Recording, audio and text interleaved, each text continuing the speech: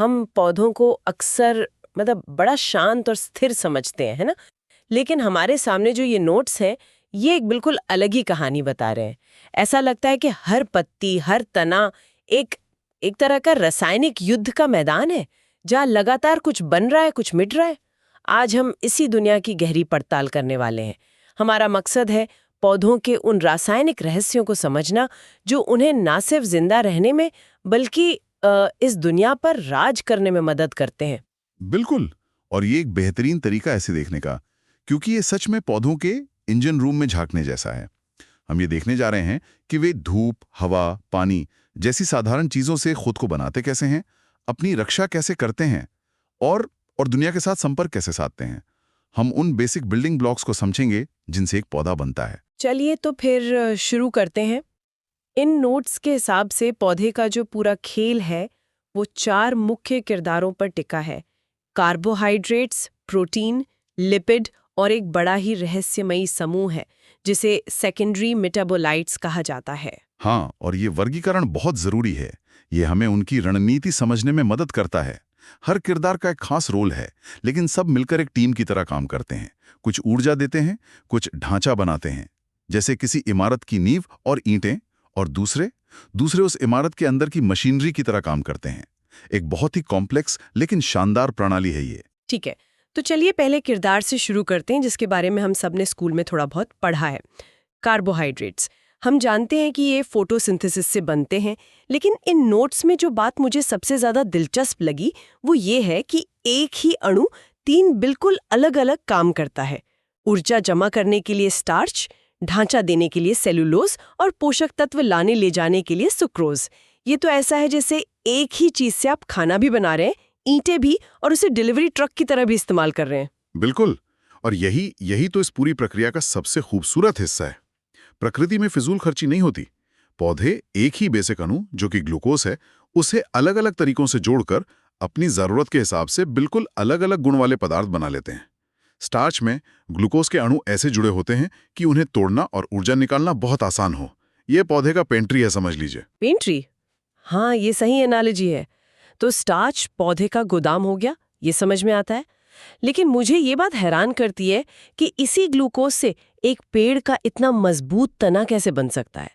Notes में cellulose का जिक्र है, वो स्टार्च से इतना अलग कैसे है? ये सब बॉन्डिंग का कमाल है। सेलुलोज में वही ग्लूकोज अणु एक अलग और बहुत मजबूत बंधन से एक सीधी रेखा में जुड़े होते हैं। ये सीधी चेन फिर एक दूसरे से चिपककर माइक्रोफाइब्रल बनाती हैं, जो मतलब अपनी मोटाई के हिसाब से स्टील के तार जितने मजबूत होते हैं। अच्छा। और यही सेलुलोज पौधे की कोशिका भित्ति यानी सेल वॉल बनाता है, जो उससे वो कठोरता और सहारा देती है। इसी वजह से एक विशाल पेड़ भी सीधा खड़ा रह पाता है। कमाल है। मतलब एक ही अणु, बस उसे जोड़ने का तरीका बदल दिया और आपको पेंट्री में रखे खाने की जगह एक गगनचुंबी इमारत का ढांचा मिल गया। तो फिर सुक्रोज जो डिलीवरी ट्रक की तरह है, वो इस कहानी में कहाँ फिट होता है? सुक्रोज इन दोनों से अलग है। ये 2 साधारण शर्कराओं से बना एक छोटा अणु है। छोटा होने की वजह से ये पानी में आसानी से घुल जाता है और पौधे के सर्कुलेटरी सिस्टम यानी फ्लोएम के जरिए घूम सकता है। ये पत्तियों में बनी ऊर्जा को जड़ों, फलों और फूलों तक पहुंचाता है, जहां उसकी सबसे ज्यादा जरूरत होती है।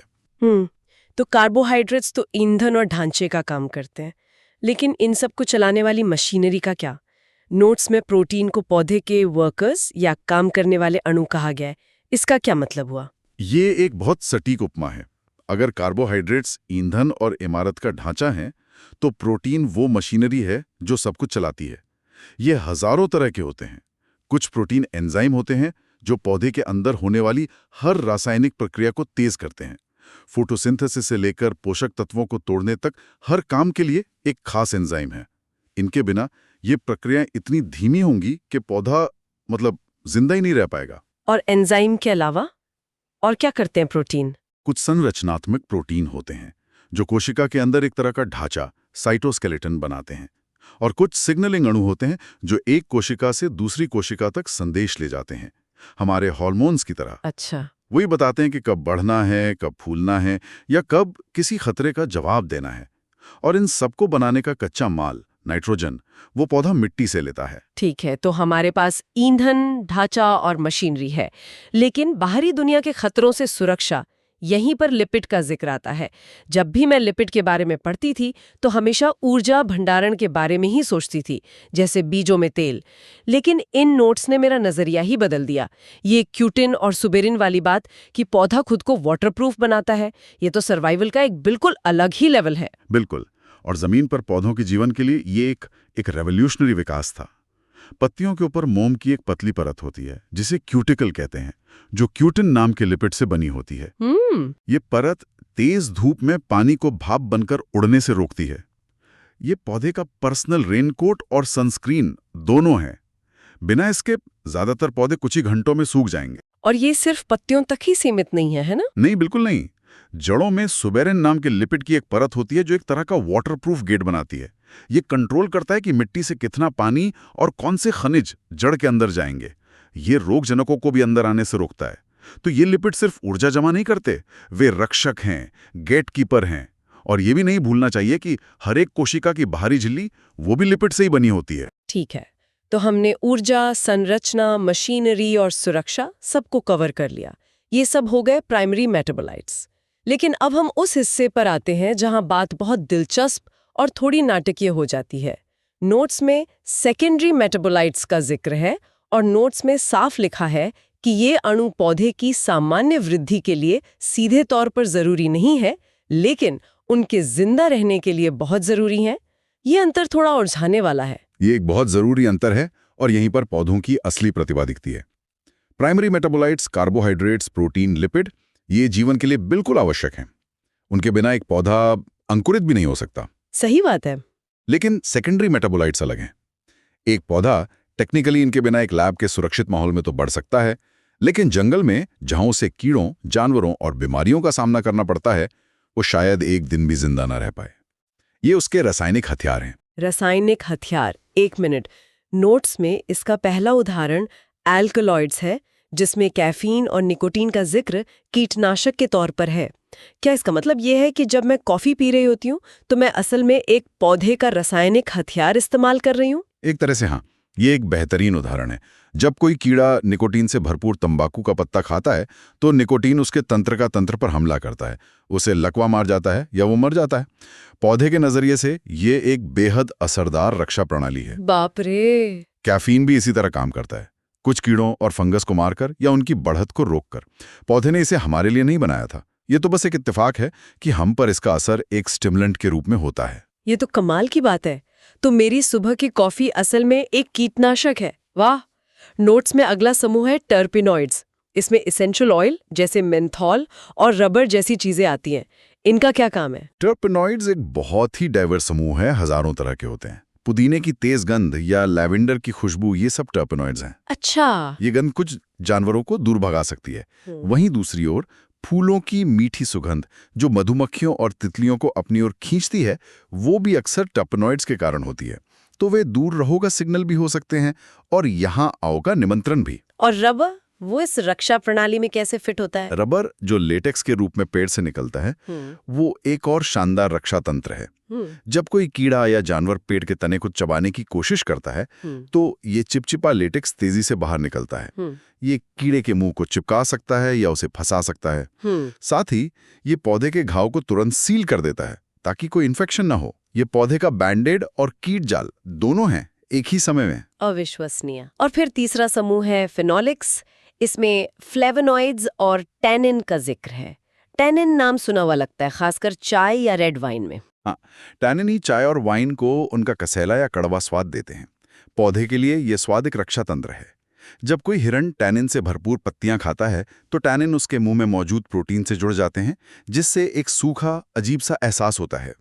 अच्छा। ये जानवर को उस पौधे को दोबारा खाने से रोकता है। साथ ही ये पाचन में भी बाधा डाल सकते हैं, जिससे पत्तियां कम पौष्टिक हो जाती हैं। अब समझ में आया कि क्यों कुछ तरह की चाय पीने के बाद मुंह में अजीब सा सूखापन लगता है। मैं तो बस सोचती थी कि ये चाय की क्वालिटी है, लेकिन असल में मैं पौधे के मुझे मत खाओ सिग्नल का अनुभव कर रही थी। बिल्कुल, आप पौधे के रक्षा तंत्र का सीधे सीधे अनुभव कर रहे थे। और इसी फेनोलिक समूह में फ्लेवोनॉइड्स भी आते हैं। कई फूलों और फलों के चमकीले रंग, लाल, नीला, बैंगनी, वो एंथोसाइनिन नाम के फ्लेवोनॉइड्स के कारण होते हैं। ये रंग परागणकों और बीज फैलाने वाले जानवरों को आकर्षित करते हैं। इसके अलावा कुछ फ्लेवोनॉइड्स यूवी किरणों को सोखकर पौधे को सनबर्न से भी बचाते हैं। तो जब हम इन सभी टुकड़ों को एक साथ जोड़ते हैं, कार्बोहाइड्रेट्स, प्रोटीन, लिपिड और ये सेकेंडरी मेटाबोलाइट्स, तो तस्वीर क्या बनती है? मतलब एक पौधा सिर्फ एक शांत हरी भरी चीज नहीं है, ये एक बेहद सक्रिय रासायनिक फैक्ट्री है। आपने इसे बिल्कुल सही समझा। ये एक मूक युद्ध और सहयोग की दुनिया है जो हर पल हर पौधे में रासायनिक स्तर पर चल रही है। पौधा लगातार अपने आसपास के माहौल को सूंघ रहा है और उसका जवाब दे रहा है। अगर कोई कीड़ा उसे काटता है तो वो अपनी सभी पत्तियों में रक्षात्मक यौगिकों का उत्पादन बढ़ा सकता है। सच में? हाँ, कुछ पौधे तो हवा में रासायनिक संकेत भी छोड़ते हैं ताकि आसपास के दूसरे पौधे भी खतरे से आगाह हो जाएं। ये एक बहुत ही कॉम्प्लेक्स और सोफिस्टिकेटेड दुनिया है। तो आज हमने पौधों के बुनियादी बिल्डिंग ब्लॉक्स से लेकर उनके रासायनिक हथियारों के जखीरे तक का सफर तय किया। हमने देखा कि कैसे कार्बोहाइड्रेट्स बहुउद्देश्य औजार हैं, लिपिड उनका रेनकोट है और सेकेंडरी मेटाबोलाइट्स उनके गुप्त हथियार। और अगर हम इसे बड़ी तस्वीर से जोड़कर देखें तो यही जटिल बायोकेमिस्ट्री पूरे पारिस्थितिकी तंत्र यानी इकोसिस्टम की नींव है। ये यौगिक सिर्फ पौधे को प्रभावित नहीं करते हैं, वे कीड़ों से लेकर इंसानों तक हर दूसरे जीव के साथ उसके संबंधों को आकार देते हैं। हमारा भोजन, हमारी दवाइयाँ, हमारे कपड़े, सब कुछ पौधों की इन्हीं रासायनिक प्रक्रियाओं पर निर्भर करता है। और यह हमें सोचने के लिए एक अंतिम विचार देता है। इन नोट्स में इन यौगिकों को पौधे के लिए उनके काम के आधार पर वर्गीकृत किया गया है, लेकिन सोचने वाली बात यह है कि इनमें से कितने सेकेंडरी मेटाबोलाइट्स जिन्हें पौधों ने अपनी रक्षा के लिए विकसित किया, उन्हें इंसानों ने पूरी तरह से अलग मकसदों के लिए अपना लिया है।